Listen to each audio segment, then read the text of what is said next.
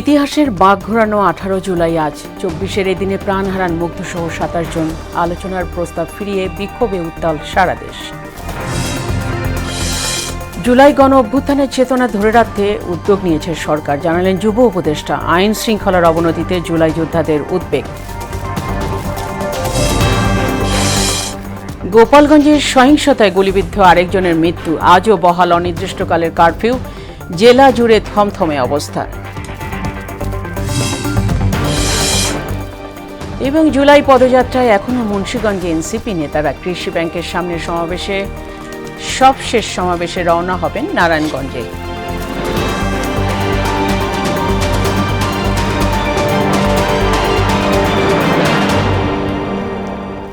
আসসালামু আলাইকুম, সবাইকে মোহনা সংবাদে স্বাগত। শুনছিলেন শিরোনাম, পুরো সংবাদে ফাতেহানা, সঙ্গে আছি ফাতেমা রশিদ।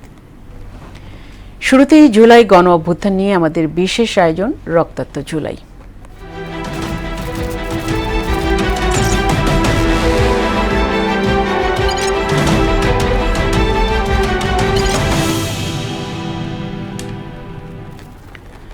আজ ভয়াল 18 জুলাই। গেল বছর গণ অভ্যুত্থানের এই দিনে মারা যায় 27 জন। এতে আন্দোলনের বারুদ ছড়িয়ে পড়ে সারা দেশে। স্বৈরাচার শেখ হাসিনা আন্দোলনকারীদের আলোচনার আহ্বান জানালেও তা প্রত্যাখ্যান করেন শিক্ষার্থীরা। ফিরে দেখার সেই দিনের কথা তুলে ধরছেন সুরাইয়া মুন্নি।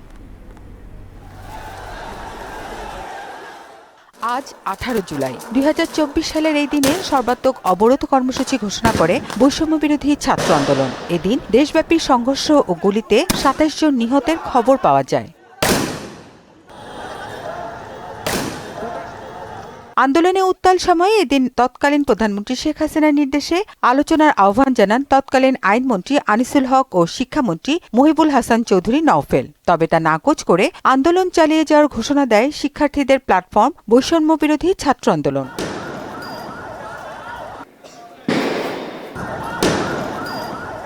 অন্যদিকে সম্পূর্ণ শাটডাউন কর্মসূচির প্রেক্ষিতে ঢাকা সহ 47 জেলায় ব্যাপক সহিংসতা ঘটে। হাজার হাজার শিক্ষার্থী পরিবহন বন্ধ কার্যক্রম করার জন্য বিভিন্ন গ্রুপের সঙ্গে যোগ দেন। পুলিশ ও স্বৈরাচারের দোসররা শটগান ও রাবার বুলেট নিয়ে তাদের ওপর গুলি চালালে কমপক্ষে 27 জন নিহতের খবর পাওয়া যায়।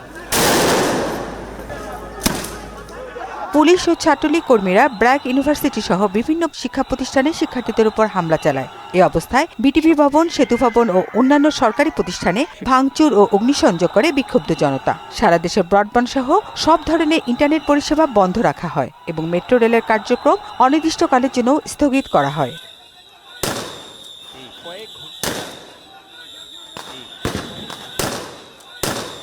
ঢাকা ছাড়াও দেশের 47টি জেলায় বিক্ষোভ, সংঘর্ষ, পুলিশের গুলি ও হামলার ঘটনা ঘটে। এইসব ঘটনায় আহত হন অন্তত 1,500 মানুষ। কোথাও কোথাও আইনশৃঙ্খলা রক্ষাকারী বাহিনীর সঙ্গে এবং কিছু জায়গায় ক্ষমতাসীন দলের লোকজনের সঙ্গে বিক্ষোভকারীদের সংঘর্ষ হয়। এদিন সারা দেশে বিজিবি মোতায়েন করা হয়। আন্দোলনের সহিংসতা কেবল দিনে না, রাতে অব্যাহত থাকে। মেরুলবাড্ডায় কিছু পুলিশ সদস্যকে অবরুদ্ধ করে ফেলে বিক্ষুব্ধ জনতা। পরে হেলিকপ্টার দিয়ে তাদেরকে উদ্ধার করা হয়। সুরাইয়া মুন্নি, মোহনা সংবাদ, ঢাকা। জুলাই আন্দোলনের বাকবদলের নায়ক শহীদ মীর মুগ্ধ। পানি লাগবে পানি, হৃদয় ছোঁয়া তার এই আহ্বান মন কেড়ে নেয় সবার। পরে পুলিশের গুলিতে প্রাণ দিয়ে সৃষ্টি করেন নতুন ইতিহাস। তবে মুগ্ধকে গুলি করা পুলিশের উপপরিদর্শককে চিহ্নিত করা হলেও তাকে পালানোর সুযোগ করে দেওয়া হয়েছে বলে অভিযোগ মুগ্ধর পরিবারের। জুলাই আন্দোলনের মোড় ঘুরিয়ে দেওয়ার সেই দিনের কথা তুলে ধরছেন রেজা খান। ক্যামেরায় ছিলেন মাহবুবুর রহমান ফরহাদ।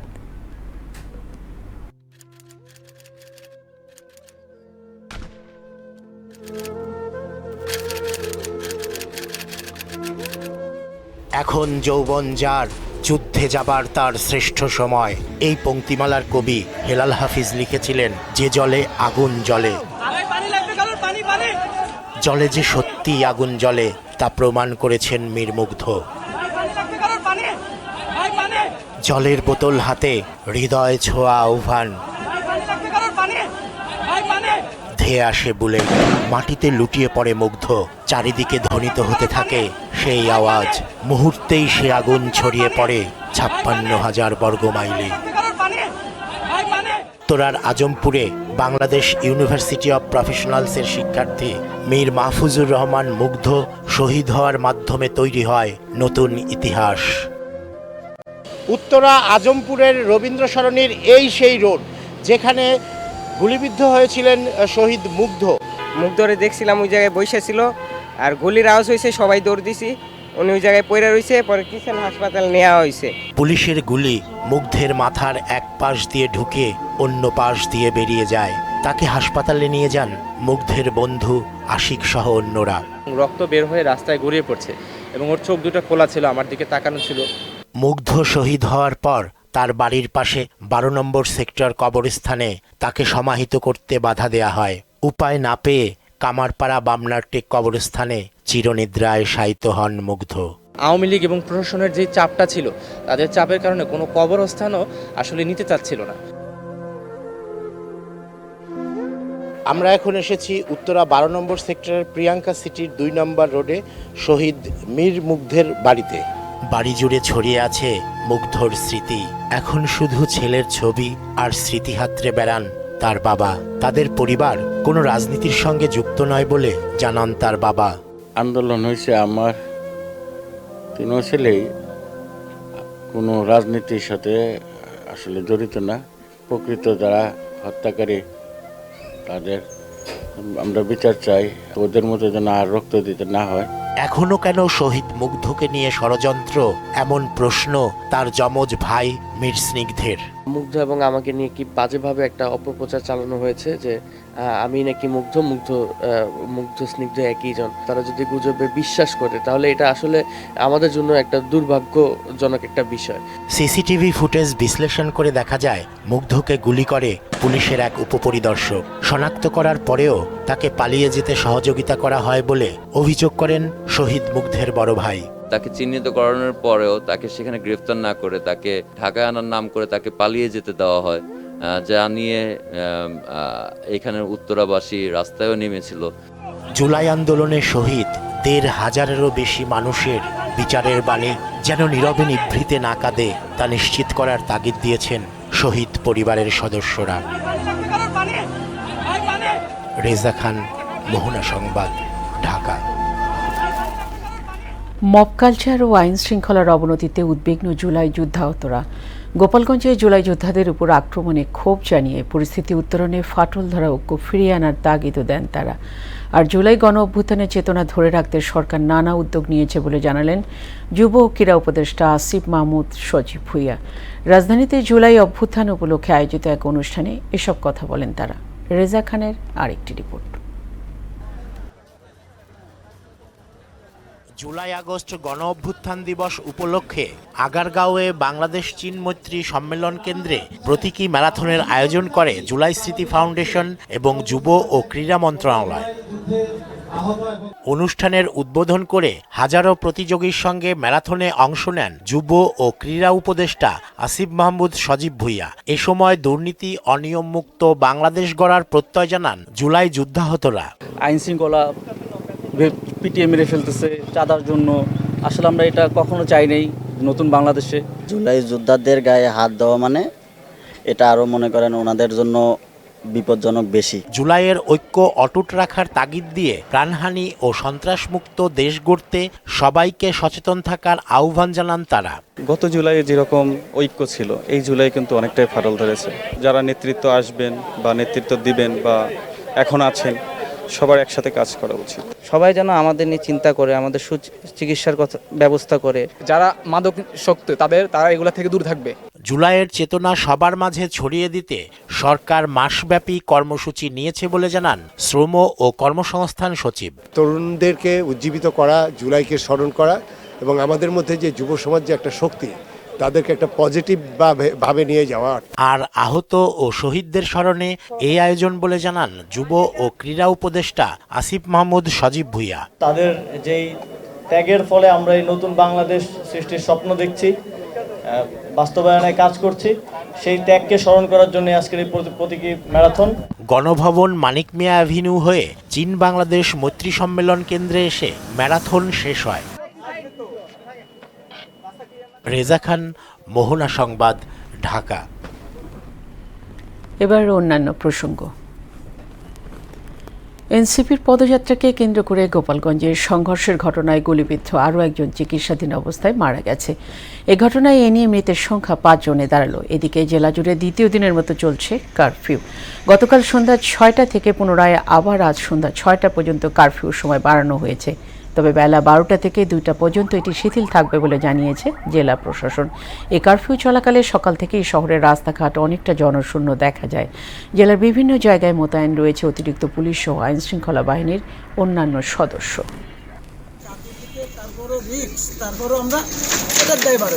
মনের ভিতরে ভয় ভয় ভয় ভয় লাগে, অথচ ঘরে তো চাইল টাইল কিছু নাই, বউ বাচ্চা তো মুহির দিক তাকায় বসে রয়েছে। এই অবস্থা থাকলে কয়েকদিন বাঁচবানি, তাই কও। নিত্য প্রয়োজনীয় বাজার করার জন্যই বেরোইছি এবং সেটা করে নিয়ে আসছি। বাজার তেমন কিছু পাওয়া যায় নাই, অপর্যাপ্ত কোনো জিনিসপত্র নাই, যা পাইছি বাজার করে নিয়ে আসছি। কাজের কারণে দোকান খুলতে পারতেছি না, সংসার চালাইতে খুব কষ্ট।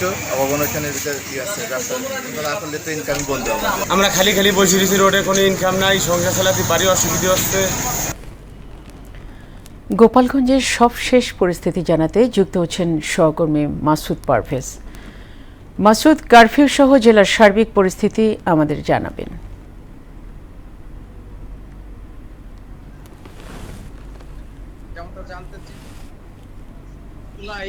জাতীয় নাগরিক পার্টি এনসিপির যে গোপালগঞ্জ পদযাত্রাকে কেন্দ্র করে যে রক্তক্ষয়ী সংঘর্ষের ঘটনা ঘটে, এরপর থেকে কিন্তু গোপালগঞ্জে সংক্রমণের পরিস্থিতি বিরাজ করছে। এছাড়াও এরপরে কিন্তু জেলা প্রশাসন কর্তৃক গোপালগঞ্জে কারফিউ জারি করা হয়। কারফিউ জারি করার পর থেকে কিন্তু শহরে একদম সুনসান নিরাপত্তা বিরাজ করছে। কিন্তু গতকাল সন্ধ্যা 6টায় আবার এই আজকে বেলা 11টা থেকে কিন্তু দুপুর 2টা পর্যন্ত এই কারফিউ শিথিল করা হয়েছে এবং এরপর থেকে পরবর্তী নির্দেশ না দেওয়া পর্যন্ত কিন্তু এই কারফিউ চলবে। আমি এখন যেখানে দাঁড়িয়ে আছি ঠিক শহরের লঞ্চঘাট এলাকা, এবং ঠিক এই জায়গাটিতেই কিন্তু রক্তক্ষয়ী সংঘর্ষ হয় দফায় দফায় প্রশাসনের সাথে যে হামলাকারীদের। এবং আপনারা দেখতে পাচ্ছেন আমার পিছনে যে পুলিশ বক্সটি রয়েছে, এই পুলিশ বক্সও কিন্তু ভাঙচুর করা হয়েছে। এরপর থেকেই গোপালগঞ্জে কিন্তু র্যাব, পুলিশ, বিজিবি, কোস্টগার্ড সহ বিভিন্ন আইন শৃঙ্খলা বাহিনীর টহল কিন্তু জোরদার করা হয়েছে বিভিন্ন সড়কে এবং জেলার বিভিন্ন স্থানে কিন্তু আইন শৃঙ্খলা বাহিনীর যে উপস্থিতি কিন্তু চোখে পড়ছে আমাদের। জেলার যে বিভিন্ন গুরুত্বপূর্ণ যে জায়গাগুলো রয়েছে সেই জায়গাগুলোতে কিন্তু আইন শৃঙ্খলা বাহিনীর মোতায়েন রয়েছে। এছাড়াও এই ঘটনায় পুলিশের গাড়িতে হামলা এবং অগ্নিসংযোগের ঘটনায় কিন্তু 75 জনকে 75 জনের নাম উল্লেখ করে 400 থেকে 500 জনকে অজ্ঞাত আসামি করে মামলা দায়ের করেছে পুলিশ। এই ছিল আমার কাছে সর্বশেষ গোপালগঞ্জ থেকে। মাসুদ, আপনাকে ধন্যবাদ। জুলাই আন্দোলনের 1 বছর পূর্তি উপলক্ষে জুলাই পদযাত্রা কর্মসূচির অংশ হিসেবে মুন্সিগঞ্জে সমাবেশের আয়োজন করেছে জাতীয় নাগরিক পার্টি। বেলা 12টায় পদযাত্রা মুন্সিগঞ্জ জেলার শহরে লিচুতলা থেকে শিল্পকলা হয়ে আল্লাহ চত্বর, সুপার মার্কেট হয়ে পুরান বাস স্ট্যান্ড ঘুরে কৃষি ব্যাংকের সামনে সমাবেশে যোগ দিয়েছেন তারা। এনসিপির আহ্বায়ক নাহিদ ইসলাম এবং সদস্য সচিব আক্তার হোসাইন এবং মুখ্য সংগঠক হাসনাত আবদুল্লাহ, সার্জিস আলম সহ কেন্দ্রীয় নেতারা এতে উপস্থিত রয়েছেন। সমাবেশ শেষে তাদের দুপুরে নারায়ণগঞ্জের উদ্দেশ্যে রওনা হওয়ার কথা রয়েছে। এ নিয়ে আরও জানাতে মুন্সিগঞ্জ থেকে আমাদের সঙ্গে যুক্ত হচ্ছেন সহকর্মী মোহাম্মদ সুজন। সুজন, এনসিপির আজকের সমাবেশ ঘিরে সবশেষ কি তথ্য আছে আপনার কাছে জানাবেন। ফাতেমা, আপনি যেমনটি বললেন, জানেন যেহেতু এনসিপির যে জুলাই স্মরণীয় সেই বিষয় নিয়ে কিন্তু মুন্সিগঞ্জের যে আজকে আসছিলেন সকাল থেকে কিন্তু বেশ উজ্জীবিত ছিল মুন্সিগঞ্জের সাধারণ মানুষের, পাশাপাশি এনসিপি জাতীয় নেতৃবৃন্দ আসার খবরে কিন্তু তাদেরও নেতৃবৃন্দ কিন্তু হয়েছিল। এ পর্যায়ে বলা যায় যে এই মুহূর্তে কিছুক্ষণ আগে জাতীয় যে নেতৃবৃন্দ ছিল তারা কিন্তু বক্তৃতা দেওয়ার পরে কিন্তু শেষ হয়েছে। সেই বিষয়ে কিন্তু দেখছেন মঞ্চের পিছনে তারা জুমার নামাজ পড়ে কিন্তু নারায়ণগঞ্জের উদ্দেশ্যে যাবে। এখানে যারা বক্তব্য দিয়েছিলেন জাতীয় নাগরিক পার্টির যে এনসিপি নেতৃবৃন্দ রয়েছেন, তারা কিন্তু এই মুন্সিগঞ্জের অবনতির বিষয়ে বলছেন। ঢাকার খুব কাছের জেলা মুন্সিগঞ্জ, সেই মুন্সিগঞ্জে উন্নয়ন না পাশাপাশি কিন্তু স্বাস্থ্য খাতে প্রবাসী যারা রয়েছেন নানান ভোগান্তির কথা কিন্তু তুলে ধরেন। পাশাপাশি কিন্তু তারা আরেকটি বলেন যে জুলাই যে আন্দোলনে রয়েছিল স্বৈরাচারের বিরুদ্ধে, সেই বিরুদ্ধে কিন্তু আগামী 3 আগস্টে কিন্তু ঢাকা কেন্দ্রীয় একটি সমাবেশে ডাক দিয়েছেন। সেই বিষয়টা কিন্তু তিনি এখানে বলেছেন। আরেকটা যদি বলা যায় যে এই অঞ্চলের যে সার্বিক উন্নয়নের কথাও তারা বলেছেন, নাহিদ বলেছেন, যেহেতু এই এলাকায় একটি নদী ভাঙ্গন রয়েছে, পাশাপাশি যারা ভূমিদস্যু বালুদস্যু রয়েছেন, সেই সব বিষয় নিয়ে কিন্তু তারা এখানে কথা বলেছিলেন। সাধারণ মানুষের সাথে যারা দুর্বল আহত বা সাধারণ জনগণ রয়েছে তাদের সাথেও কথা বলেছেন। এরপরে নামাজের পরে কিন্তু নারায়ণগঞ্জের উদ্দেশ্যে রওনা দিবে। নারায়ণগঞ্জে যাওয়ার পরে কিন্তু একটি পথসভা রয়েছে, সেই পথসভায় কিন্তু নানা দিক নির্দেশনা কিন্তু এই জাতীয় নাগরিক ঐক্য পার্টি থেকে আসবে, এমনটা কিন্তু বলছেন। এখানে যারা রয়েছেন জাতীয় নাগরিক ঐক্য পার্টির লোক কমিটিতে রয়েছেন, সেই সব লোকদের কিন্তু পরিচয় করে দিয়েছেন। পাশাপাশি কিন্তু আগামী নির্বাচনের জন্য জাতীয় পর্যায়ে যে ভোটার পরিচয় রয়েছে, সেই ভোটার পরিস্থিতি কিন্তু বিদেশিদের জন্য যারা প্রবাসী রয়েছে তারা যেন ভোট দিতে পারে সেই ব্যবস্থা কিন্তু করার প্রতিশ্রুতি এখানে জানিয়েছেন তিনি। তো এই ছিল জাতীয় নাগরিক পার্টির সর্বশেষ পরিস্থিতি মুন্সিগঞ্জ থেকে। সুজন, আপনাকে ধন্যবাদ। 3000 চিকিৎসক নিয়োগে 48তম বিশেষ বিসিএস এর লিখিত পরীক্ষা অনুষ্ঠিত হলো আজ। ঢাকার 20টি কেন্দ্রে সকাল 10টা থেকে দুপুর 12টা পর্যন্ত পরীক্ষা অনুষ্ঠিত হয়। বিশেষ এই বিসিএস এর মাধ্যমে সহকারী সার্জন পদে 2700 জন এবং সহকারী ডেন্টাল সার্জন পদে 300 জনকে নিয়োগ দেবে সরকার। মোট 300 নম্বরের মধ্যে লিখিত পরীক্ষায় এমসিকিউ পদ্ধতিতে 200 নম্বরের পরীক্ষা অনুষ্ঠিত হয়। এক্ষেত্রে প্রতিটি এমসিকিউ প্রশ্নের সঠিক উত্তরের জন্য 1 নম্বর পাওয়া যাবে, তবে প্রতিটি ভুল উত্তরের জন্য আধা নম্বর কাটা যাবে। এমসিকিউ পদ্ধতিতে লিখিত পরীক্ষায় মেডিকেল সায়েন্সের বিষয়ে 100 এবং সাধারণ বিষয়ে 100 নম্বর ছিল। বৃষ্টি বন্যার অজুহাতে ফের ঊর্ধ্বমুখী রাজধানীর নিত্যপণ্যের বাজার। বেড়েছে সব ধরনের সবজির দাম, চালের দামও লাগামহীন। স্বস্তি নেই মাছ মুরগির বাজারেও। আর এ দাম বাড়ার কারণ হিসেবে মধ্যস্বত্বভোগীদের আধিপত্যকেই দায় দিলেন ভোক্তারা। এমন পরিস্থিতিতে বাজারে তদারকি বাড়ানোর আহ্বানও জানান তারা। আরও জানাচ্ছেন উষা ফেরদৌস। বর্ষার হরেক রকম সবজিতে ভরপুর বাজার। থরে থরে সাজানো এসব সবজি কিনতে গিয়ে হোঁচট খান ক্রেতা। ছোট আকারের একটি লাউ বিক্রি হচ্ছে 80 টাকায়, কাঁচামরিচ বিক্রি হচ্ছে 250 থেকে 300 টাকায়। বেগুন, ঢেঁড়স, বরবটি, কচুল্লতি সবই শতকের ঘরে। কিছুটা কম কেবল পটল, কাঁকরোল আর পেঁপের দাম। উত্তরবঙ্গে কাঁচামরিচ হয়, ঢাকায় দাম বেড়ে যায়, 400 টাকা হয়ে যায়। তো এটা তো বৃষ্টির কারণ বলতে পারি না, উত্তরবঙ্গে বৃষ্টি হয় নাই। বাংলাদেশের মানুষের চাহিদা খুবই কম।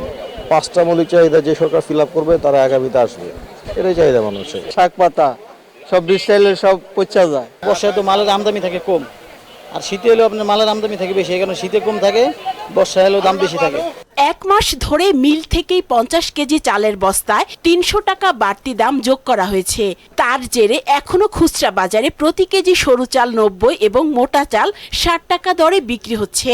এটা একটা সিন্ডিকেটের ভিতরে চলে যায়। দেখা যায় আমরা ঠিকই দাম দিয়েই চাউল কিনি, কিন্তু সে একেবারে প্রান্তিক লেভেলের যে কৃষক তারা এটার থেকে লাভবান হতে পারে না। মোকামে গেলাম যে চালতে পারতে বেশি কেন, বললো যে মেলের দাম বেশি, আমরা কি করব? আমাদের কোনো মজুতদারি নেই, মজুতদারি যত হইলো সব কর্পোরেট কোম্পানি। এদিকে মাছের দামে নাজেহাল ক্রেতারা। আকার ও ধরন ভেদে বাজারে সব রকম মাছের দাম কেজিতে 200 টাকা পর্যন্ত বেড়েছে। নরমালি রুই পাওয়া যায় হচ্ছে গিয়ে 300, 350 বা 400। আজকে 500, 550 নিচে কথাই বলে না। বর্ষার কারণে চাষ কম করে, যদি তলায় যায় সব ভাইসে যাবো, এর লাগে মাছের দামটা একটু বেশি। তবে গরু খাসির মাংস আগের দামেই যথাক্রমে 750 ও 1200 টাকায় বিক্রি হচ্ছে। আর গরিবের প্রোটিন ব্রয়লার মুরগিও কেজি প্রতি 20 টাকা বেড়ে 170 থেকে 80 টাকায় বিক্রি হচ্ছে। নিম্নবিত্তরা এরা বেশি এই ব্রয়লাররা কিনতে চায়, এরা বেশি এটা খাতে চায়। খামারে মুরগি ঠান্ডা ছিল, কম দামে চালাইছে, অনেক পুরো এইটাছে দাম বাড়তি। আমরা কিনতেছি 60-65, বেশি 80-70। বাজার স্থিতিশীল রাখতে কঠোর তদারকির দাবি জানিয়েছেন ক্রেতা বিক্রেতারা। উষা ফেরদৌস, মোহনা সংবাদ, ঢাকা। দেশের বাইরের খবর। গাজায় ইসরায়েলি বর্বরতায় প্রাণ গেছে আরও 94 ফিলিস্তিনির, এতে আহত হয়েছে 3 শতাধিক। এদিকে প্রথমবারের মতো 2 ইসরায়েলি মন্ত্রীকে অবাঞ্ছিত ঘোষণা করেছে ইউরোপীয় ইউনিয়নভুক্ত দেশ স্লোভেনিয়া। অন্যদিকে সিরিয়ার সুয়েদা প্রদেশে সুন্নি বেদুইন এবং দ্রুজ গোষ্ঠীর মধ্যে সংঘর্ষে নিহত হয়েছে 594 জন। এছাড়া দ্রুজ গোষ্ঠীকে অজুহাত বানিয়ে দেশটির সীমান্তবর্তী অঞ্চলে ইসরায়েল হামলা চালিয়েছে বলে অভিযোগ করেছেন তুরস্কের প্রেসিডেন্ট রিসেপ তাইয়েপ এরদোয়ান। কাজী শাহরিনের ডেস্ক রিপোর্ট। গাজায় থামছেই না ইসরায়েলি তাণ্ডব। লাগাতার ইসরায়েলি হামলায় গাজা পরিণত হয়েছে এক বিশাল কবরস্থানে। উপত্যকাটির বিভিন্ন স্থানে হামলা চালিয়ে একদিনে কমপক্ষে 94 ফিলিস্তিনিকে হত্যা করেছে ইসরায়েলি সেনারা। এতে আহত হয়েছে 3 শতাধিক। গাজার স্বাস্থ্য মন্ত্রণালয় বলছে 21 মাসের বেশি সময় ধরে চলা ইসরায়েলি হামলায় প্রাণহানি প্রায় 58,700 জনে পৌঁছেছে। এছাড়া মার্চ মাসে হামাসের সঙ্গে যুদ্ধবিরতি প্রত্যাহারের পর থেকে গাজায় কয়েক হাজার ভবন ধ্বংস করেছে ইসরায়েল। স্যাটেলাইট চিত্রে দেখা যায় ইসরায়েলি সামরিক বাহিনীর অপারেশনাল কন্ট্রোলে থাকা এলাকাগুলোতে বিপুল ধ্বংসযজ্ঞ চালানো হয়েছে। এদিকে ইসরায়েলের নিরাপত্তা মন্ত্রী ইতামার বেনগভির ও অর্থমন্ত্রী বেজালেল স্মোরিচকে অবাঞ্ছিত ঘোষণা করেছে স্লোভেনিয়া। এই প্রথম ইউরোপীয় ইউনিয়নভুক্ত কোনো দেশ গাজায় ইসরায়েলের সামরিক আগ্রাসনের প্রতিবাদে এমন ঘোষণা দিল। অন্যদিকে দক্ষিণ সিরিয়ার সুয়েইদা প্রদেশে সুন্নি বেদুইন ও দ্রুজ গোষ্ঠীর সহিংসতায় নিহত হয়েছে 594 জন। এদের 300 জনই ধর্মীয় সংখ্যালঘু দ্রুজ গোষ্ঠীর সদস্য। Syrian observatory for human rights বৃহস্পতিবার এক বিবৃতিতে এ তথ্য জানিয়েছে। ওদিকে ইসরায়েলকে রক্তপিপাসু সন্ত্রাসী রাষ্ট্র বলে অভিহিত করেছেন তুরস্কের প্রেসিডেন্ট রিসেপ তাইয়েপ এরদোয়ান। তিনি বলেন, দ্রুজ গোষ্ঠীকে অজুহাত বানিয়ে সিরিয়ার সীমান্তবর্তী অঞ্চলে হামলা চালিয়েছে ইসরায়েল। কাজী শাহরিন, মোহনা সংবাদ। শেষ করব মোহনা সংবাদ, যাবার আগে শিরোনামগুলো আরবার।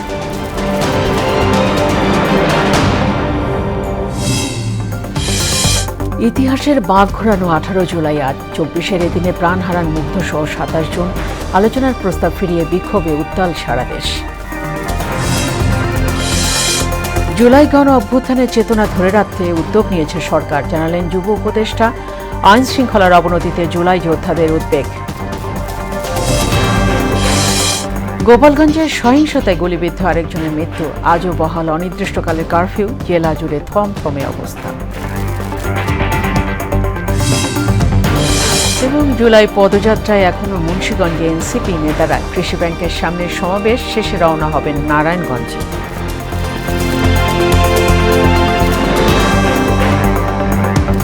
এই ছিল মোহনার সংবাদে। পরবর্তী সংবাদ বিকেল 5:30। এর আগে বিকেল 3টায় দেখবেন সংবাদ 1 মোহনার সবশেষ খবর জানতে ভিজিট করুন www.mohana.tv। সংবাদ দেখতে পারেন ফেসবুকে, ইউটিউবে। এতক্ষণ সঙ্গে থাকার জন্য সবাইকে